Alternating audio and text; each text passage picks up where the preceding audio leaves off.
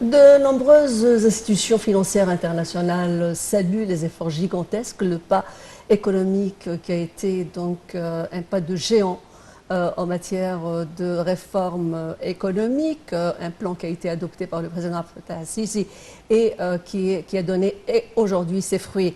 Ces fruits sont donc sont suivant les attestations des plus grandes instances. Dernier rapport qui n'est pas le seul, qui est peut-être le 5e ou le 6e, qui relève des compétences du Fonds monétaire international, qui vient de saluer l'économie égyptienne, qui atteste des efforts du gouvernement égyptien en vue de réaliser la stabilité macroéconomique également, donc relancer la croissance et améliorer le climat des affaires.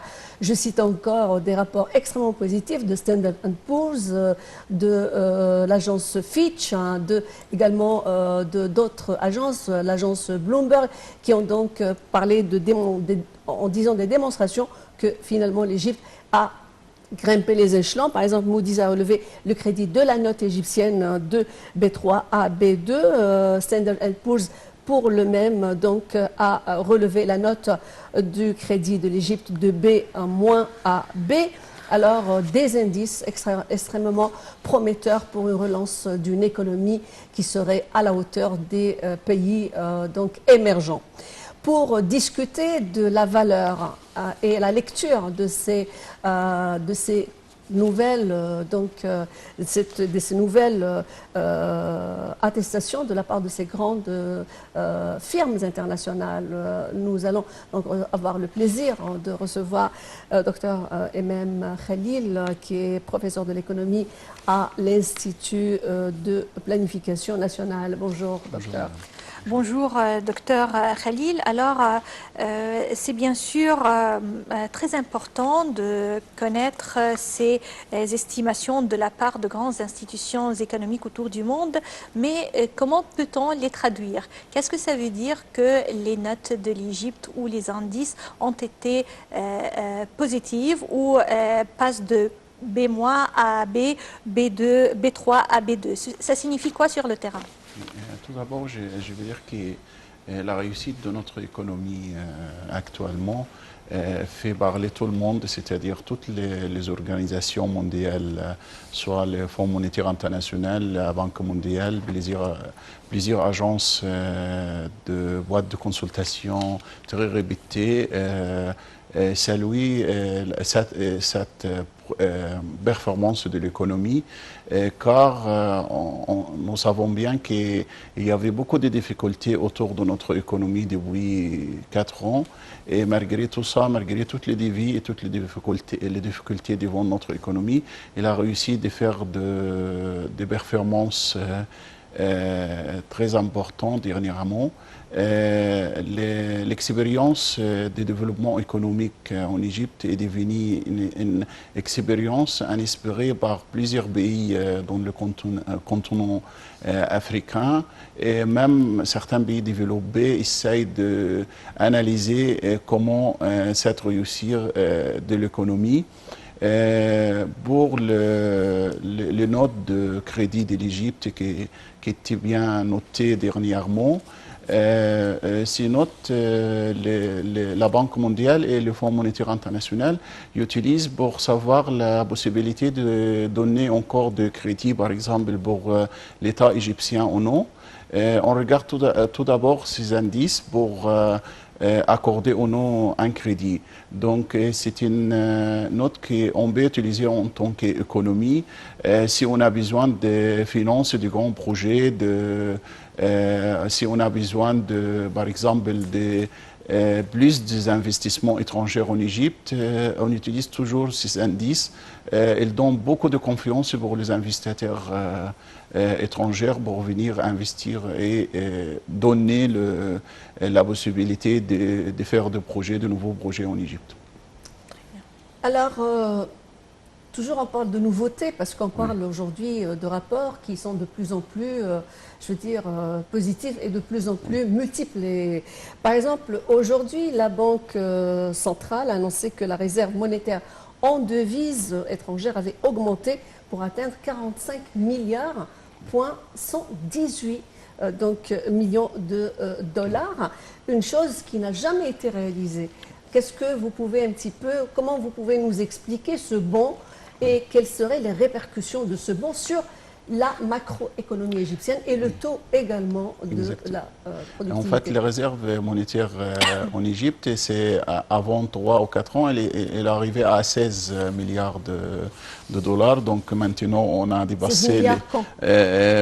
oui, je crois, avant l'arrivée des présidents, Abdel notre Fattah président Abdel Fattah Ok. el-Sisi, était environ 16, 16 oui, milliards. 16 milliards. Et maintenant, on a dépassé le 45 milliards. 45. Donc, ça révèle bien sûr la grande réussite, surtout des responsables des politiques monétaires qui sont arrivés dans une période très difficile, qui ont fait des démarches, des réformes.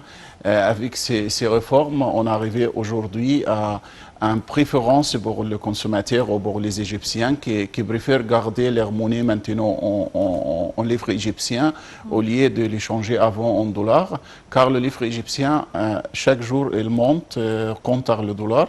Donc, bien sûr, c'est une réussite, oui. Et deuxièmement aussi, quand vous voyez, par exemple, hier même, il y a le taux d'intérêt qui était encore baissé pour 1%, je crois. Donc, on arrive maintenant à 12,5%. C'est pratiquement le même taux d'intérêt avant le 25 janvier, si vous voyez. Donc, oui, donc on arrive maintenant à une stabilité remarquable dans notre économie. Aussi, tous les gens qui mettent leurs argent à la banque maintenant, ils ont plus de confiance de continuer de mettre l'argent dans la banque de façon que l'État utilise pour financer le grand projet. Alors, hier, le président Abdel Fattah el-Sisi avait donné des directives concernant la subvention et les approvisionnements nécessaires pour les citoyens égyptiens à travers les cartes d'approvisionnement. Et sur le terrain, je crois qu'il y a 3 facteurs qui peuvent refléter l'état de l'économie pour les citoyens égyptiens. Il s'agit bien sûr de, comme on a parlé, des devises et également 2 autres éléments, les immobiliers et l'or. Ces 3 éléments, où on est actuellement sur le terrain concernant ces 3 éléments et comment le comportement des Égyptiens en utilisant ces éléments, en avoir recours à ces éléments, peut-il, ce comportement, refléter la croissance économique actuellement? Tout d'abord, pour la décision de notre président hier, je crois, le ministère de Provisionnement, excusez-moi, a encore intégré 1,5 million de personnes qui sont... 1,8 million. Oui, 1 million. 1,8 million Oui, personnes. voilà. Ça, c'était une grande signe de s'intéresser aux gens moins favorisés en Égypte. J'invite aussi les responsables d'essayer de faire une base de données pour savoir le revenu de chaque personne en Égypte, car c'est une moyenne de contrôler les subventions et une moyenne aussi de mieux utiliser les subventions données pour certaines catégories en Égypte, car on remarque maintenant encore des gens qui ont de pouvoir d'achat assez osé, qui profitent entre guillemets de système de cartes d'approvisionnement. Donc, en fait,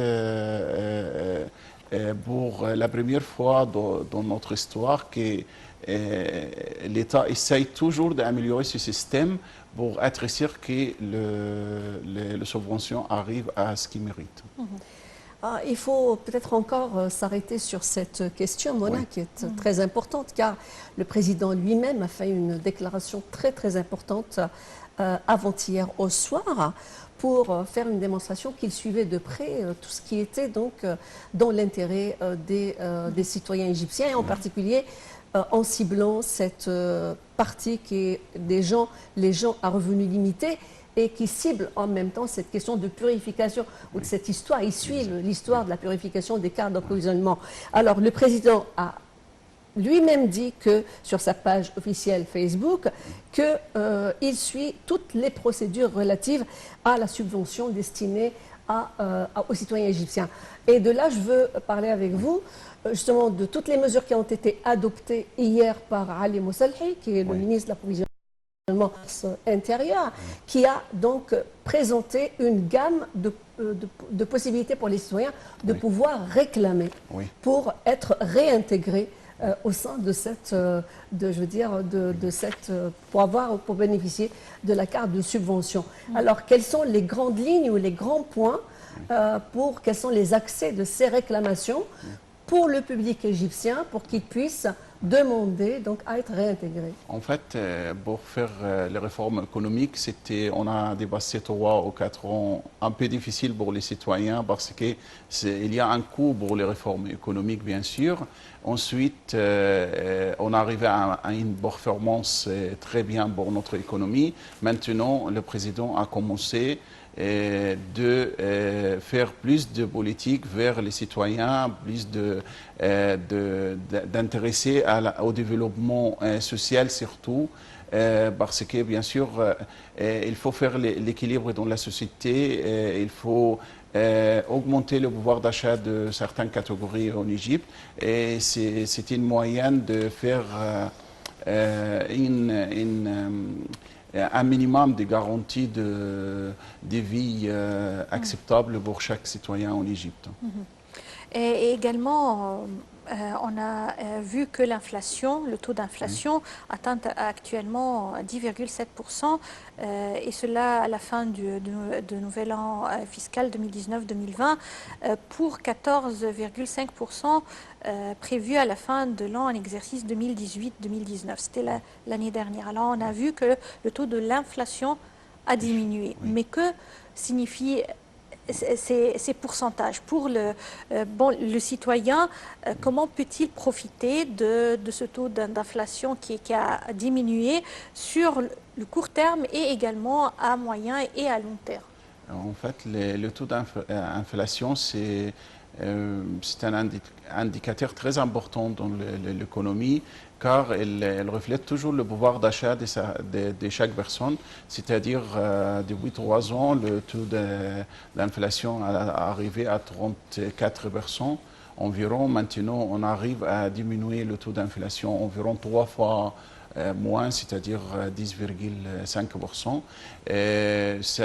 C'est-à-dire le valeur de monnaie égyptienne, on perd moins le valeur de monnaie égyptienne actuellement. C'est-à-dire on aura à bientôt une vague de stabilité de prix de certains produits, bien sûr nécessaires pour les citoyens. Et aussi, c'est un indice qu'on n'aura pas de hausse de prix de produits de première nécessité, surtout pour les citoyens égyptiens. Et tout ça, c'est bien sûr, ça vient dans l'intérêt des citoyens. Aussi, ça donne plus d'envie d'investir dans la production, car on regarde toujours l'inflation avec le taux de croissance, avec le note de crédit. C'est des indices ensemble qui donnent la décision pour investir ou non pour le producteur. Alors, ces notations qui donnent un spectre de stabilité et de positivité justement à l'économie égyptienne, à toutes les réformes, à tous les pas qui sont entrepris par le gouvernement égyptien en faveur de l'investisseur. On va parler maintenant du côté de l'investissement et surtout l'attraction que peut représenter l'Égypte, qui est stable économiquement, dont l'économie se développe d'une façon linéaire et finalement, et avec bien entendu toutes les relations qui ont été entreprises par le président Fattah al-Sisi. On cite rien que les derniers sur fond de la 74e session des Nations Unies, par exemple son entretien avec les grandes firmes américaines et qui ont voulu et qui ont beaucoup de, je veux dire, qui veulent investir de plus en plus en Égypte. Et ce n'est pas simplement le cas des États-Unis, mais c'est le cas de beaucoup de pays, que ce soit en Europe ou que ce soit même pour les pays émergents. Comment vous voyez donc le climat de l'investissement aujourd'hui et quelle serait je veux dire, cette perspective de l'investissement? Comment l'Égypte peut-elle avoir plus d'investissements à court terme, pas à long terme? En fait, tout d'abord, l'Égypte est devenue la première pays en Afrique et au Moyen-Orient en termes de réussir à attraper l'investissement étranger. On a environ 9,5 milliards de dollars cette année-là. Pour troisième année consécutive. Donc, c'est un signe que l'environnement d'investissement en Égypte est très bien pour accueillir plus d'investisseurs. En plus de ça, toutes les dépenses de la part du gouvernement égyptien pour améliorer les routes, l'éducation, la santé, tout ça, ça sert de présenter un environnement très valable pour mettre plus d'argent d'usines en Égypte, voir toutes les opportunités que présente l'Égypte en tant que marché de 100 millions de consommateurs, en plus toutes les opportunités que porte les zones de canal de Suez pour les entreprises multinationales qui essayent de faire des projets, de grands projets gigantesques de logistique pour faire de l'Égypte un centre de commerce international pour toute l'Afrique, c'est-à-dire l'industrie logistique maintenant c'est l'avenir de toute notre économie, car on peut être le centre de commerce, c'est-à-dire tous les produits qui viennent du nord peut être arrêtés à la zone du canal de Suez, peut être déchargés, ensuite charger les autres bateaux, les autres moyens de transport vers le côté asiatique et le contraire. Et aussi, nous pouvons être le centre de distribuer tous ces produits vers les pays africains qui sont bien sûr loin de toutes les routes, soit la mer Rouge ou soit au nord. Donc tout ça, c'est bien sûr présente des opportunités importantes pour les pays, excusez-moi, les entreprises multinationales. Oui. Et si l'Égypte vise actuellement à augmenter le taux d'investissement étranger direct, également l'Égypte accorde une très grande importance aux moyennes et petites entreprises pour encourager les jeunes entrepreneurs, les jeunes Égyptiens et en donnant plus de positivité à l'économie égyptienne. Je voudrais savoir, selon vous, quelle est l'importance de ces moyennes et petites entreprises pour l'économie? Comment ça peut être vraiment un atout pour l'économie en Égypte?